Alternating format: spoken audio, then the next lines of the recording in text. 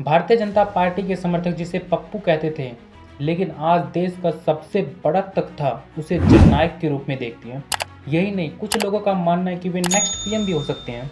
चाहे संविधान बचाने की बात हो, जाति जनगणना या एसआईआर विवाद बिहार का हो, सीधा जनता तक बात पहुंच रहा है। हाँ, वही चेहरा जिसे विपक्ष भूल चुकी थी।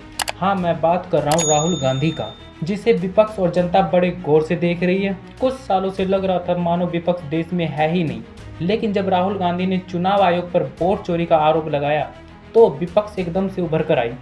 अभी कुछ समय पहले राहुल गांधी ने बिहार में वोट अधिकार यात्रा निकाला था और इससे पहले वे मणिपुर से भारत जोड़ो यात्रा निकाला था, जिससे वे 70% तक अपोजिशन को कमजोर कर दिया था। साल 2024 में सोनिया गांधी जब प्राइम मिनिस्टर बनने जा रही थी, तब राहुल गांधी मां का हाथ पकड़कर रोने लगे थे। लेकिन वे अब खुद इस गति को क्यों हासिल करना चाहते हैं? इन सभी क्वेश्चनों का जवाब मिलेगा आज के वीडियो में। राहुल गांधी को राजनीति में 21 साल हो गए हैं, लेकिन विपक्ष पर असली बदलाव आया भारत जोड़ो यात्रा से। 7 सितंबर 2022 कन्याकुमारी शुरू हुआ ये यात्रा 30 जनवरी 2023 को जम्मू कश्मीर में खत्म होता है। राहुल गांधी ने कुल 4018 किलोमीटर तक का दूरी तय किया। इसके बाद वे 14 जनवरी 2024 को भारत जोड़ो न्याय यात्रा शुरू किया और ये यात्रा 16 मार्च 2024 को मुंबई में खत्म होता है। 2019 के लोकसभा चुनाव में कांग्रेस के पास केवल 52 सीट्स थी, लेकिन साल 2024 में ये सीट्स बढ़कर 99 हो गई। और अगर देखें तो कांग्रेस को 2019 में 19.52% वोट मिले थे, लेकिन साल 2024 में ये बढ़कर 21% हो गया। लेकिन सोचने वाली ये बात है कि 2019 में जिस राज्य तेलंगाना, महाराष्ट्र, कर्नाटक और राजस्थान में सिर्फ 5 सीट ही जीत पाया, लेकिन इन्हीं राज्यों में ये संख्या 2024 में बढ़कर 38 सीट्स हो गए।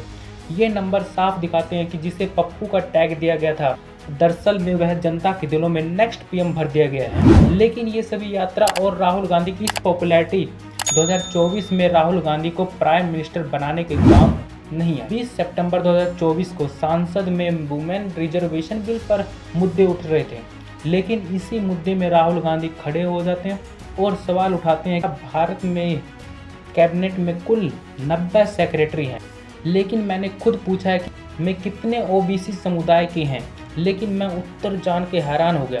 केवल 3 सेक्रेटरी ही ओबीसी समुदाय से आते हैं। ये सेक्रेटरी केवल देश के 5% ही कंट्रोल करते हैं। इसके बाद राहुल गांधी ने लिमिटेशन लागू करने की मांग किया, लेकिन एक सर्वे के अनुसार SC, ST एंड OBC की संख्या 80% से भी ज़्यादा है। हर इंस्टीट्यूट में इसके परसेंटेज के हिसाब से भागीदारी होनी चाहिए। बिहार के जगदेव महतो ने कभी कहा था कि जिसकी जितनी भागीदारी उसकी उतनी हिस्सेदारी। अभी के टाइम में राहुल गांधी भी इसी लाइन को पकड़े हुए चल रहे हैं। क्या राहुल गांधी साल 2029 में प्रधानमंत्री नरेंद्र मोदी को हरा पाएंगे? बिहार और पंजाब जैसे राज्यों में मोदी से ज़्यादा पॉपुलैरिटी में राहुल गांधी दिख रहे हैं।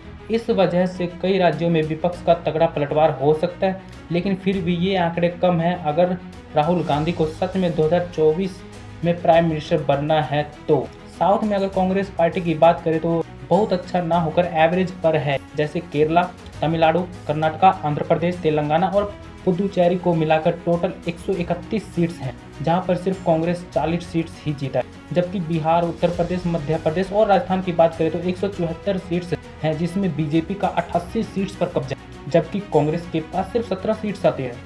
अगर राहुल गांधी को प्राइम मिनिस्टर बनना है तो 65 से 70 सीट्स जीतना पड़ेगा। अगर ओवरऑल सीट्स की बात करें तो 180 सीट्स एक्स्ट्रा जीतना पड़ेगा कांग्रेस को। अगर बीजेपी के सामने कोई विपक्ष खड़ा है तो वो सिर्फ अभी के टाइम में कांग्रेस पार्टी ही है। देश के 60% हार के बाद भी कुछ राज्यों में बीजेपी से आगे है ये कांग्रेस पार्टी। विपक्ष पार्टी की तरफ से 7 अगस्त 2025 को मीडिया कॉन्फ्रेंस पर एक बहुत बड़ा मुद्दा उठता है और वो मुद्दा है वोट चोरी का। वीडियो बहुत ज़्यादा लंबा हो गया है तो पार्ट 2 आएगा वोट चोरी पर। क्या वोट चोरी सच में हुआ है और जो राहुल गांधी ने जो फैक्ट दिए गए हैं क्या वह सच है? तो चैनल को सब्सक्राइब कर लेना। मिलते हैं अगले वीडियो में।